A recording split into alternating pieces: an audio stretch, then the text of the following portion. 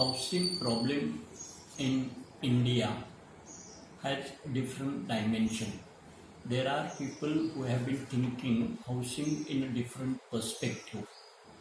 Basically, since 1987, I think some of you must have heard about IYSH year.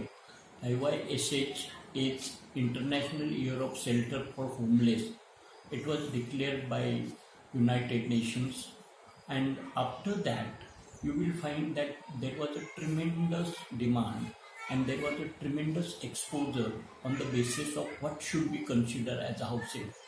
As some of us know, that when we were working with the different people all over the country, different groups were working, and that time when houses were demolished or when people were demanding house for residing purpose, all the time people have been asking for housing, and government also was thinking housing meant only a four wall along with the roof on the top. So basically that concept was existing almost 20 years back or maybe 30 years back. But later on people started thinking that just a four wall structure along with the roof is not sufficient. We need to have a sufficient adequate support system, what we call it as a service system to that house. So basically when we think about basic service system, it includes water facility, it includes the electricity, it includes even the approach road, it includes close by market and even the school system. So when somebody wants a house, always people have been started thinking that house doesn't mean only a four wall structure, but it has to be a support services which required individual to survive. And after some time people have slowly thinking that only with the school, only with the market, only with the approach road is not sufficient. So somehow people started thinking that house should be close to your residence, close to your employment place. If you take example of big cities like Delhi, Calcutta, Madras, or even city like Mumbai, you will find that people have been traveling continuously for 2 hours per day. Early in the morning 2 hours and evening in the evening even for 2 hours. So totally per day people have been traveling for 4 hours from their house to their work.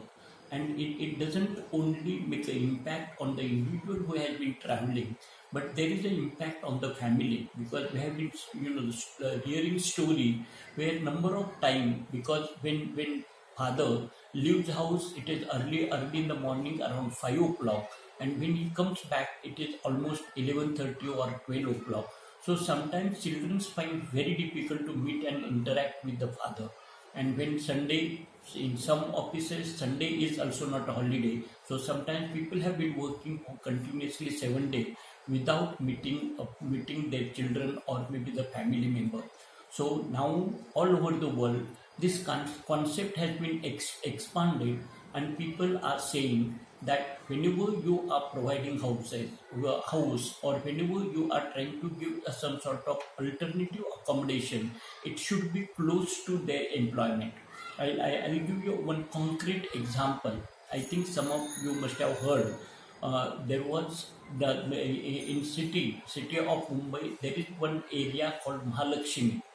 And close to that Mahalakshmi railway station, there is a big ground. We call it as a Mahalakshmi Ground, and that ground is so big that on the same ground, in fact, this Congress party wanted to celebrate their centenary, 100 years of celebration, and they wanted to see all surrounding places clean and beautiful. And as outcome of this, they demolished number of human dwellers, the people who were staying on the road, just before that, and they decided that just displacing them or just evicting them is not a solution. So decided to give them alternative accommodation, though it was a good idea to provide them alternative accommodation. But people staying in a Mahalakshmi, and alternative accommodation was provided somewhere Dindoshi next to Goregaon, and it was almost 2.5 hours, sometimes 3 hour travel. And as some of you must have heard, that the people stay on a payment whether they are not government employees. They are not even whole month, what we call it, the paid monthly basis. But many of them are hawkers, many of them are beggars, many of them are working as a domestic worker, or the places where they are working as a support workers, and they are daily earners or weekly earners. So imagine people traveling there and coming back to Mahalakshmi or close by area to work. It was very difficult for these people. So though alternate land, alternate pitches for the houses were provided, we have number of reports showing clearly that people never stayed there. They came back, may not be staying on the same road, but these people must have chosen another road and again came back in Bombay and started staying there. So this clearly indicates that whatever way you want to force them to go and stay there, if alternative livelihood is not provided, if market is not there, if school is not there, then there are chances that people may not stay there. So look at this whole concept of housing in a more and more broader way, and try to see that when you think, don't limit yourself to the four wall, because human beings are going to stay there, and each human being or maybe group of human beings require a certain what we call it, the basic needs. So that house should be properly constructed, it should be built up in a proper way.